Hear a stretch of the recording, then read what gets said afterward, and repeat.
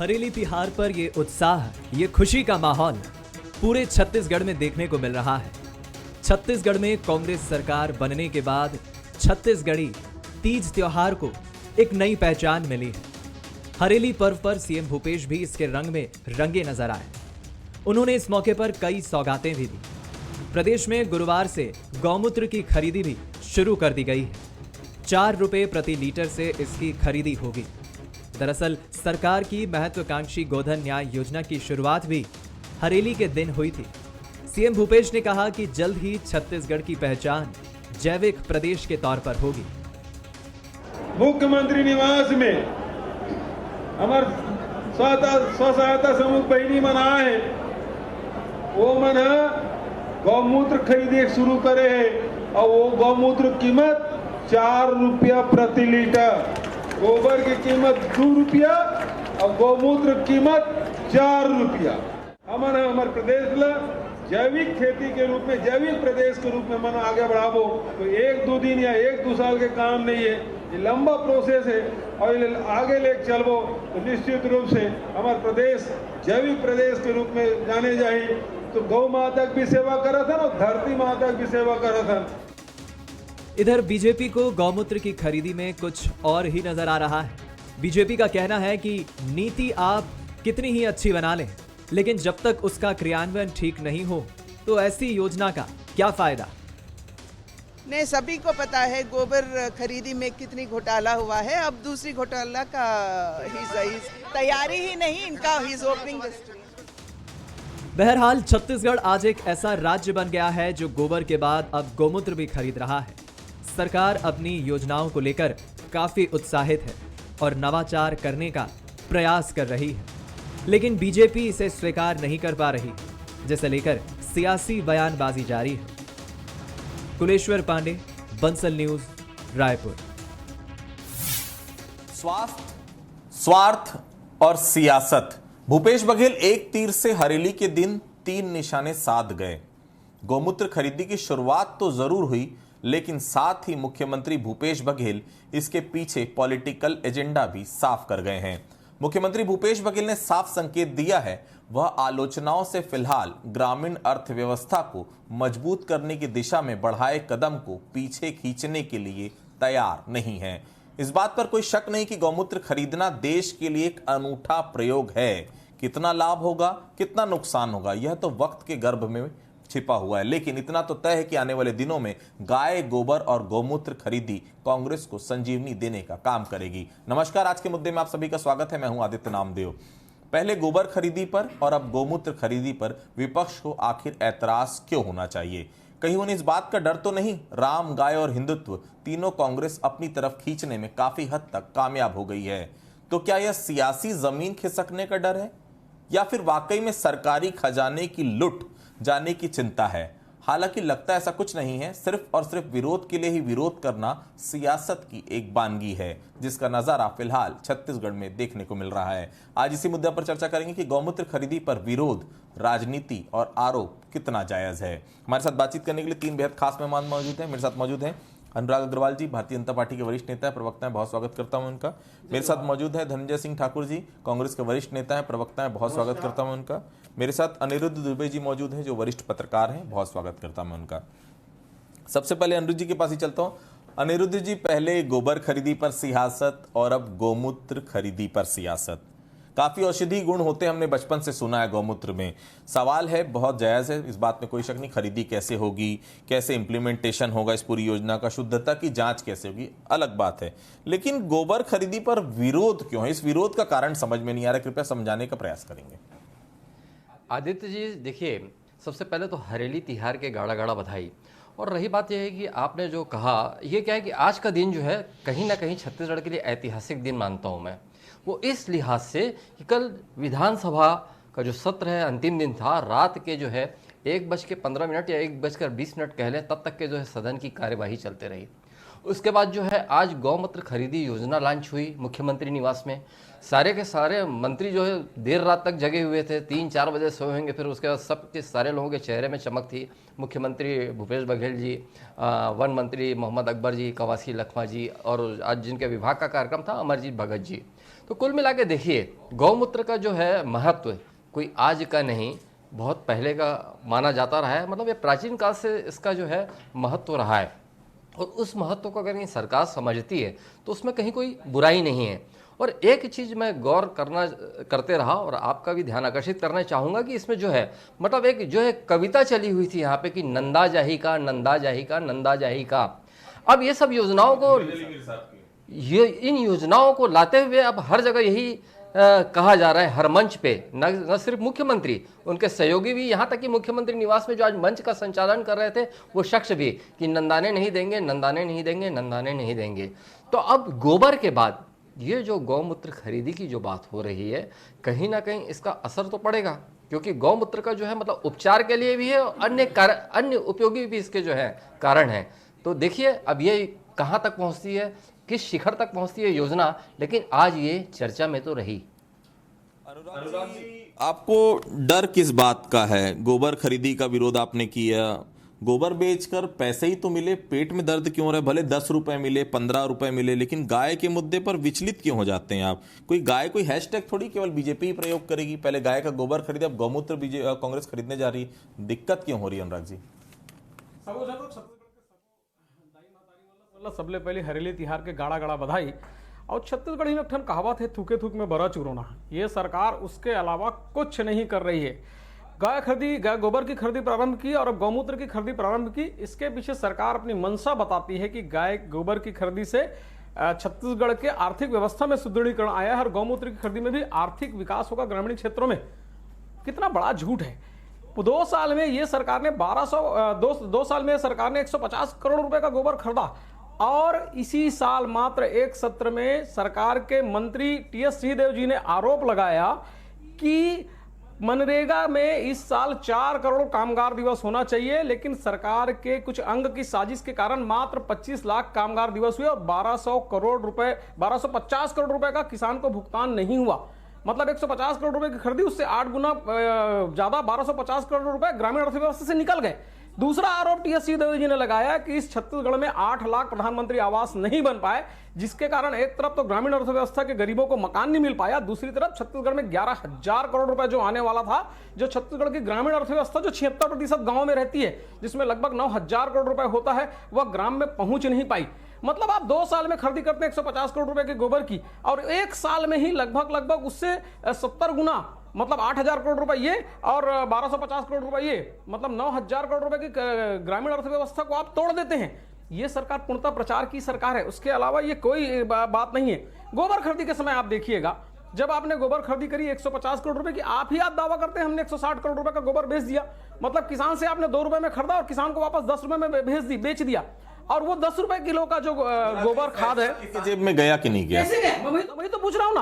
आप तो ये सरकार कहां से पैसा है, मैं तो वही तो पूछ रहा हूँ साहब। ये सरकार कहती है हम 150 करोड़ रुपए का गोबर खरीदे, किसान को आपने 150 करोड़ रुपए बेचा, और मैं बात करूंगा उनसे, बड़ा आरोप लगा रहे, मैं बात करता हूं जी 160 करोड़ रुपए किसान के जेब से निकाल लिया, और उस 10 रुपए गोबर का कोई भी संस्था प्रमाणन नहीं करती है। आज आप गौमूत्र खरीदी की बात करते हैं, आपके पास एक भी ऐसी संस्था नहीं है जो उसका प्रमाणन खरीदेगी। मतलब जो गौमूत्र आ रहा है वो गौमूत्र है, भैंस मूत्र है, बैल मूत्र है कि बकरी का मूत्र है कि क्या है, इसका प्रमाणन कौन करेगा? कोई नहीं करेगा। सिर्फ थूके थूक में बड़ा चुरोना इस सरकार का काम है, और उसका प्रयास करके वो ग्रामीण परिदृश्य को भरवाने की कोशिश कर रही है। जी कुछ तो छोड़िए बीजेपी के लिए, लेकिन हड़बड़ी में क्यों इतने नजर आ रहे हैं? वर्मी कंपोस्ट बनाने का दावा आपने किया, वर्मी कंपोस्ट का उपयोग दुरुपयोग को हमने देखा किस प्रकार से लाइट में आए कि गोबर में आप वर्मी कंपोस्ट जो बना है उसमें कहीं ना कहीं गिट्टी है, पत्थर है, मिट्टी है। अब रेडीमेड का जमाना है साहब, कौन ये सब, अगर वो इतने दिक्कत अगर उसमें नहीं होती वर्मी कंपोस्ट में, तो फिर रासायनिक खाद की दिक्कत क्या होती? रासायनिक खाद की किल्लत है, इसका मतलब साफ है वो वर्मी कंपोस्ट जो आप लोग बना रहे हैं या तो वो किसान लेना नहीं चाह रहे हैं या वहां तक आप पहुंचा नहीं पा रहे हैं। और ये गौमूत्र की खरीदी जो आप शुरू करने जा रहे हैं, इसकी तैयारी क्या है? कैसे आप लोग जांचेंगे कि वो गौमूत्र ही या उसमें कुछ मिलाकर कहीं वो बेचा तो नहीं जा रहा? कीटनाशक बनाएंगे आप ये कह रहे हैं गौमूत्र से, इतना आसान लग रहा है जो करने जा रहे हैं आप? देखिए आदित्य जी, छत्तीसगढ़ में माननीय मुख्यमंत्री भूपेश बघेल जी की सरकार ने जब गोधन न्याय योजना की शुरुआत की, उसी दिन से भारतीय जनता पार्टी के नेता इसका विरोध कर रहे हैं। इन्होंने तो गोबर को लेकर न जाने कितने प्रकार की बातें इनके द्वारा की गई, कितने प्रकार की शंका सुबह व्यक्त किया गया, और हमारे राजकीय चिन्ह को भी अपमानित करने कहीं न कहीं प्रयास भारतीय जनता पार्टी ने किया है। आज गोबर खरीदी सफल हो गई। 150 करोड़ की गोबर खरीदी हमारी सरकार के द्वारा अब तक किया गया है और लगभग 300 करोड़ रुपये कुल मिला के उसमें इस योजना में लाभ भी मिला है। तो स्वाभाविक सी बात है, भारतीय जनता पार्टी चूंकि सिर्फ राजनीति करती है, बात करती है, कभी काम नहीं किया जाए। तो छत्तीसगढ़ में थे 15 साल में, और गोधन की सेवा का अवसर इनको भी मिला था, योजनाएं बनाने का अवसर इनको मिला था। आज करते हैं ना, भाजपा के नेता बैठ के यहाँ पे गौठान पे चर्चा करते हैं ना। 15 साल आपने सुना था कि गौठान कुछ चीज होता है? 15 साल में आपने कभी सुना था कि गोबर खरीदी से वर्मी कंपोस्ट खाद बनाया जा सकता है? 15 साल में कभी सुना था कि गौमूत्र के विषय में इनके बात सुना था? 15 साल तक तो ये सिर्फ गोधन के नाम से अनुदान को खाने का काम करते थे। सगुन गौशाला याद है ना, वहां गोबर की खरीद नहीं होती थी। वहां 1000 गाय की निर्मम हत्या भाजपा नेता के सगुन गौशाला में हुआ था। हजारों लाखों करोड़ रुपए का अनुदान वहां पे खाया गया। हड्डी को, मांस को बेचने का काम भाजपा के शासन काल में हुआ था। तो ये इनकी परंपरा, इनकी नीति है। हमारी नीति है गौ सेवा करना। हम इस योजना के माध्यम से पशुधन का तो नस्ल सुधार कर ही रहे हैं। हम उन लोगों का जो इस गांव के अंतिम व्यक्ति होता है, जो गोबर बीनकर जीवन यापन करता है, हमको भी आर्थिक लाभ दे रहे हैं। स्वाभाविक सी बात है, जो गोबर बीन रहा है उसकी अगर कीमत मिलेगा तो भाजपा को तकलीफ होगा। ये गौमूत्र में शक कर रहे हैं। मुझे तो बड़ा हंसी है इनके बात को सुन के। वो कैसे प्रमाणित होगा? गौ का मूत्र है, भैंस का मूत्र है, बकरी का मूत्र है। अरे इतना गिरे हुए बात कर रहे हैं आप। वो शक करने मतलब राजनीति करने की इतना निम्न स्तर आप जा रहे हैं, इतना ज्यादा।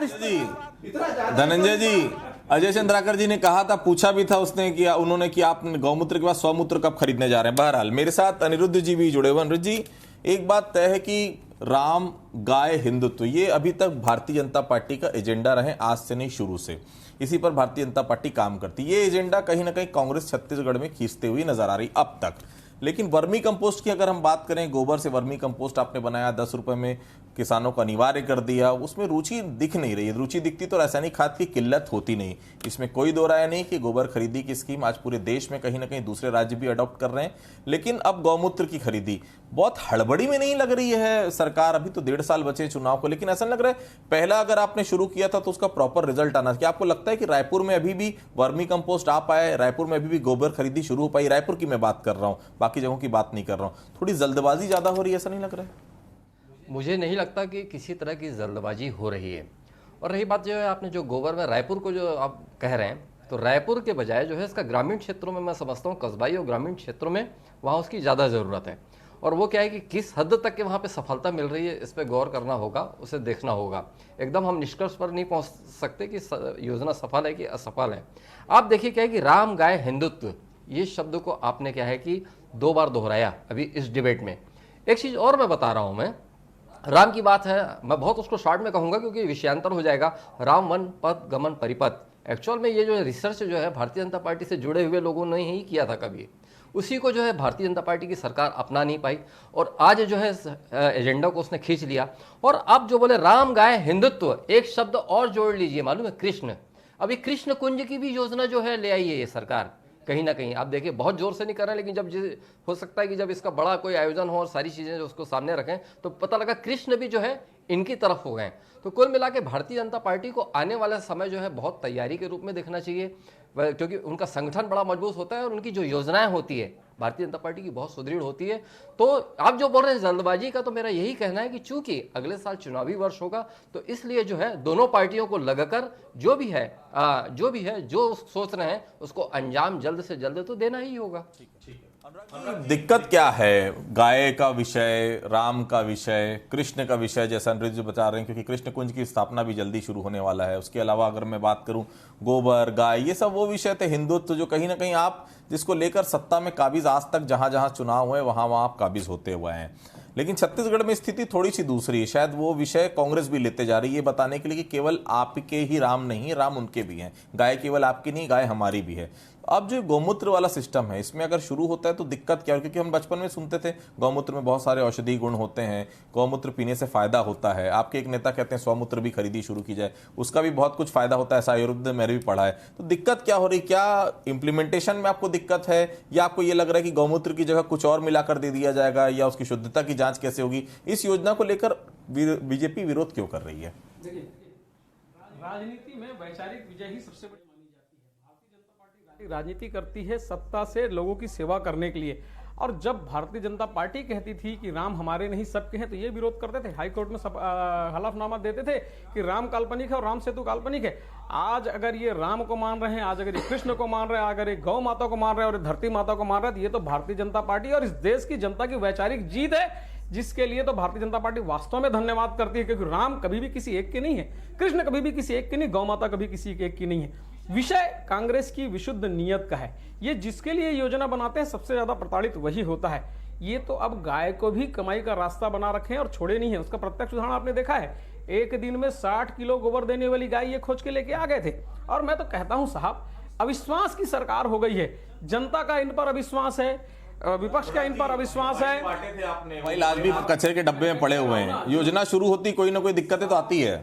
जनता का भी इन पर अविश्वास है, और तो और अब इनके शासन के आगे इनके मंत्री तक का इन पर अविश्वास है। साफ खुलेआम आरोप लगाकर वे मंत्री पद से इस्तीफा देते हैं। कहां है इनके जन घोषणा पत्र समिति के अध्यक्ष? ये बताते क्यों नहीं है कि टीएस सिंहदेव जी के हमारे प्रश्नों का उत्तर छोड़िए साहब, जनता के प्रश्नों का उत्तर छोड़िए साहब। टीएस सिंहदेव जी ने जो आरोप लगाया था, साफ साफ कहा था कि पंचायत विभाग में मुझे काम नहीं करने दिया जा रहा है, मेरे अधिकारों का हनन हो रहा है, गरीबों के लिए आए हुआ आवास यहां पे चला गया, मनरेगा जो गरीब का पैसा है वो उन तक नहीं पहुंच रहा। उनका जवाब दीजिए ना साहब। उनका जवाब देने के लिए कोई तैयार नहीं है। जन घोषणा पत्र समिति के अध्यक्ष, जिसने पूरे प्रदेश में घूम घूम कर जन घोषणा बनाया था, आज वो मैदान छोड़कर चले गए और आप पर अविश्वास का आरोप लगाकर उन्होंने मैदान छोड़ा है। टीएस के पंचायत मंत्री पद छोड़ने से है। शुद्ध दिक्कत कांग्रेस की नीयत से है। ये दिक्कत ना भारतीय जनता पार्टी को है, बल्कि विपक्ष को और इनके नेता टीएस सिंहदेव जी को भी है। ये सरकार पूर्णतः अविश्वास की सरकार हो गई है। धनंजय जी, इनको गौमूत्र से फिलहाल दिक्कत थी, इनको टीएस के पंचायत मंत्री पद छोड़ने से है। ये पहले क्लियर कर दीजिए कि कांग्रेस को क्या दिक्कत है टीएस से। देखिए आदित्य जी, अभी भारतीय जनता पार्टी के प्रवक्ता इतनी बड़ी बड़ी बात कर रहे थे। ये तो श्री राम जी को भी वो कहते हैं कि भारतीय जनता पार्टी है तो है, कृष्ण जी को भी कहते हैं कि भारतीय जनता पार्टी तो है। अरे भैया थोड़ा पढ़ लिख लीजिए। भारतीय जनता पार्टी की कुल उम्र 42 साल भी होगी ज्यादा से ज्यादा। और कहा द्वापर और त्रेता युग श्वेता युग में श्री राम जी कृष्ण जी आए, लीला दिखाए, देश को मार्ग दिखाए। अरे आप कहां बैठे हुए हो? आपका पोल खुल गया है। किस प्रकार से आपने गौ माता के नाम से देश को धोखा दिया, किस प्रकार से आपने मर्यादा श्री राम जी के नाम से देश को धोखा दिया, किस प्रकार से आप हिंदुओं को धोखा दे रहे हैं। देश ने देख लिया है। कथनी और करनी मंत्र है इनका। ये बात बड़ी बड़ी करते हैं। 8 लाख मकान का रिजेक्शन किसी ने किया? किसने किया है? ये तो वही नरेंद्र मोदी जी की सरकार ने किया ना, जिसने अलॉटमेंट किया था। 11,000 करोड़ रुपए देने की हैसियत केंद्र सरकार की नहीं है। आरोप राज्य सरकार पर लगाते हैं। तो अरे अपने गिरेबान में झांक लीजिए। रही बात, अभी 2 केंद्रीय मंत्रियों ने इनका इस्तीफा दिया है। क्यों दिया भैया? 2 केंद्रीय मंत्री आपके इस्तीफा दिए अभी। उत्तर प्रदेश में आपके एक दलित मंत्री ने इसलिए इस्तीफा दे दिया कि वो दलित था, इसलिए उसको काम करने नहीं दिया जा रहा है। अरे कहां आप बैठे हुए हैं? आपके सुन लीजिए ना। मैं अगर आपको आपत्ति ना हो तो पूरी बात कर लूं। मैं कहना ये चाहता हूं, असल मायने में भारतीय जनता पार्टी की पीड़ा यही है कि इनका चरित्र पर्दाफाश हो गया है। यही वो भारतीय जनता पार्टी है जो बीफ कंपनी से 450 करोड़ रुपए का चंदा लेती है और भारतीय जनता पार्टी का झंडा खरीदती है। ये गौ माता के नाम से वोट तो लेते हैं, पर गौ सेवा नहीं किया। मैं तो उदाहरण दिया ना, सगुन गौशाला किसका था? रमन सिंह जी मुख्यमंत्री थे और सगुन गौशाला में 1000 से अधिक गायों को निर्मम हत्या हुई, जघन्य हत्या हुई है। पानी में डुबा के उनको मारा गया, पैरे में दबा के उनको मारा गया, भूसे में दबा के उनको मारा गया, सिर्फ इसलिए कि उनके हाड़ और मांस को बेच सके। और आज छत्तीसगढ़ में गौमूत्र खरीदी किया जा रहा है। उस गौ माता के मूत्र पे भाजपा के प्रवक्ता यहाँ बैठ के शंका सुबह जाहिर कर रहे हैं। इतनी इनकी गिरी हुई सोच है। अभी तो योजना शुरू हुई है। मेरा एक सवाल था, वर्मी कंपोस्ट आपने गोबर से बनाया, बहुत अच्छा रहा, 10 रुपए किलो आप बेच भी रहे हैं, लेकिन मैंडेटरी करना क्या जरूरी था? क्या ये एक बड़ा सवाल है जो बहुत सारे किसान भी पूछते हैं, क्योंकि बहुत लोगों का ये शिकायत थी कि उसमें कहीं ना कहीं जो ध्यान रखना चाहिए, गिट्टी थी उसमें, मिट्टी थी। अब गौमूत्र भी आप खरीद रहे हैं, वो भी हो सकता है कल खरीदी करना आप किसी को दूसरे को बाध्य कर दें कि आपको खरीदना ही पड़े। इससे बचना चाहिए, ऐसा नहीं लगता? नहीं, किसी भी को वर्मी कंपोस्ट खाद खरीदने के लिए जोर जबरदस्ती नहीं किया गया है। ये छत्तीसगढ़ के जो किसान, झूठा आरोप है, फर्जी कर होना। जैसे इन्होंने कल विश्वास प्रस्ताव लावा और औंधे मुंह के बल गिर गए, झूठा आरोप है ना। इनके पास कहने कुछ भी नहीं है, क्योंकि मैंने कहना गौ माता की सेवा जो छत्तीसगढ़ सरकार कर रही है, जो पशुधन की सेवा छत्तीसगढ़ सरकार कर रही है, गोबर बिनने वाले आप देखेंगे आदि जी, गांव में जाएंगे ना, जब गांव में बर्दी निकलता है तो उसके पीछे झउहा लेकर जो गोबर बीनते हैं ना, उनके पास किसी के पास कभी कभी गाय या जानवर कोई पशुधन नहीं होता है, लेकिन वो गोबर बेच के कमा रहे पैसा, वहां पे उनको मिल रहे ना। हो सकता है भारतीय जनता पार्टी के प्रवक्ता के लिए 40-50 रुपए बहुत बड़ी रकम ना हो, लेकिन उनके लिए कितनी बड़ी रकम है वो वहां पे जानते हैं जो ग्रामीण क्षेत्र में रहते हैं। गौमूत्र की बात कर रहा हूँ, 4 रुपए लीटर में गौमूत्र खरीदने की जाने की शुरुआत हुई है। उसे जीवाश्म और उसे ब्रह्मास्त्र करके 2 कीटनाशक बनाए जाएंगे जो किसानों को लाभ मिलेगा। किसान उसको अगर खरीदते हैं किसान उसको, तो उस निश्चित तौर पर उसको लागत में कमी आएगी। किस बात की आपत्ति है आपको? क्योंकि पीड़ा इस बात की है कि जो काम आपने जनता को बहका के जो उसके गौ माता के नाम से वोट लिया, आपने गौ सेवा नहीं किया, आपने किसानों की सेवा नहीं किया, और वादा खिलाफी की आप बात करते हैं। जो 15 साल सत्ता में थे और किसानों को धोखा देने का काम किया, 8 साल से केंद्र आपकी सरकार जो धोखा दे रही है, और वादा खिलाफी की बात कांग्रेस सरकार से ना करे, भूपेश बघेल जी की सरकार जो कहती है उसको पूरा करती है। चाउर वाले वाहन से डॉक्टर रमन सिंह जाने जाते थे, और आपको याद होगा नान का घोटाला कहीं ना कहीं सरकार को ले डूबा।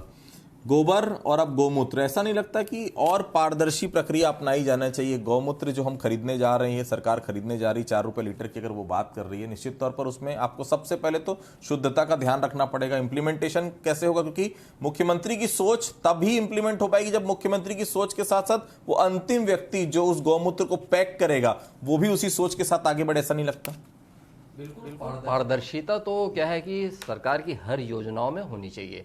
आपने चाउर वाले बाबा की बात जो की, देखिए मैं समझता हूँ कि जो हर मुख्यमंत्री होता है उसके कहीं कुछ जो योजनाएं होती है वो जनता को हित को में लेकर ही आता है। अब वो बायोडीजल, पिछले जो मुख्यमंत्री डॉक्टर रमन सिंह जी थे तो रतन जो बायोडीजल की बात की थी, उन्होंने कहा कि बहुत बायोडीजल बनाएंगे, खाड़ी देश पर अब हमको निर्भर नहीं रहना पड़ेगा। यहाँ तक कि समाचार छप गया कि एक दिन जो है रमन सिंह जी की कार जो है वो बायोडीजल से चली। क्या हश्र हुआ उस योजना का? तो कहा नहीं जा सकता किसी के बारे में। आखा के बच्चे जरूर बीमार हो गए तो किसी के बारे में कुछ कहा नहीं जा सकता। देखिए मैं ये नहीं बोल रहा हूँ कि ये मतलब ये सफल होगी गोबर की योजना या गौमूत्र की योजना।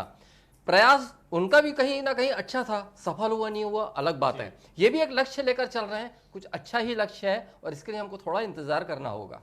अनुराग सा जवाब, एक गौमूत्र की खरीदी शुरू हो गई आज से, और इसके पहले वर्मी कंपोस्ट भी सरकार ने बेचना शुरू किया, गोबर खरीदी शुरू की। कोई सुझाव देना चाहेंगे इस योजना के लिए सरकार को? देखिए सबसे पहले तो सुझाव ये दे रहा हूँ कि अपनी नीयत ठीक करिए। झूठ बिल्कुल उससे तो बोल रहा हूँ, झूठ से ही सत्ता नहीं चल पाएगी। आप ग्रामीण क्षेत्रों में जाके देखिए ना, आप तो खुद आपने प्रश्न पूछा ना कि क्यों आपने सहकारी समितियों के माध्यम से 90 किलो प्रति एकड़ रासायनिक गोबर खाद खरीदने के लिए बाध्य किया। साहब आपके जब केंद्रीय नेतृत्व कहते हैं ना कि मैं तो छत्तीसगढ़ जाके देखा, भूपेश बघेल मेरा सपना पूरा कर रहा है, टमाटर लाओ और पैसे ले जाओ, हर जिले में फूड प्रोसेसिंग प्लांट देखा मैंने। कहां पे देखा? ये तो छत्तीसगढ़ की जनता से पूछिए ना कहां पर देखा। गोबर खरीदी कहां हो रही है छत्तीसगढ़ की जनता से पूछिएगा। छत्तीसगढ़ की जनता से पूछेगा प्रधानमंत्री आवास कहां हो गए, छत्तीसगढ़ की जनता से पूछेगा मनरेगा में पैसा क्यों नहीं मिला। साहब आप जितना झूठ यहां पे बोलिए, झूठ बोलकर यहां पे प्रभावशील अगर होना चाहें तो आपको वो प्रभावशीलता के लिए बहुत बहुत धन्यवाद, लेकिन जनता का विश्वास आपको जीतना पड़ेगा और जनता जानती है कि कौन सच और कौन झूठ बोल रहा है। छोटा सा जवाब देखिए, जिनके वरिष्ठ नेता ही झूठ बोले हैं, जुमला सुनाए, 24 घंटा झूठ बोले हैं, उनसे कोई प्रकार सच की उम्मीद नहीं कर सकते। 15 साल तक रमन सिंह ने धोखा दिया छत्तीसगढ़ को, 8 साल से नरेंद्र मोदी जी दे रहे हैं धोखा देश को। तो इनका चरित्र है झूठ बोलना, गुमराह करना, जनता को धोखा देना, बात कुछ और करना और काम कुछ करना। तो कहीं ना कहीं जो झूठ बोलना, जुमला, अफवाह फैलाना इनका चरित्र है, फैलाते रहे। हमारी योजना सफल होगी और छत्तीसगढ़ की जनता को समर्पित है। इसलिए आज छत्तीसगढ़ आप देखेंगे जहां नरेंद्र मोदी सरकार गलत नीति की जगह देश में आर्थिक मंदी है ना, तो भूपेश बघेल जी की सरकार की योजना के चलते छत्तीसगढ़ में आर्थिक मंदी है। वो नरेंद्र मोदी जी जो योजना बनाते हैं तो खुद के चलाने की उसमें क्षमता नहीं है। अगर देश में अगर देखेंगे आप पीएम आवास कैंसिल हुआ है, उसके लिए सिर्फ नरेंद्र मोदी जिम्मेदार हैं। पूरे देश में कांग्रेस हाशिए पे चलेगी साहब। 2 सीटें फिर जाएंगे। हमने 440 सीट में घमंड नहीं किया। के बाद अब गौमूत्र की खरीदी भी सरकार ने शुरू कर दी। पहले विरोध गोबर का भी हुआ था भारतीय जनता पार्टी के द्वारा, लेकिन उसके बाद हमने देखा कि जिस तरह बाकी राज्य भी गोबर खरीदी शुरुआत कर चुके हैं, कहीं ना कहीं उस स्कीम को देश में कहीं ना कहीं वो स्थान मिला जो कांग्रेस ने कोशिश की थी।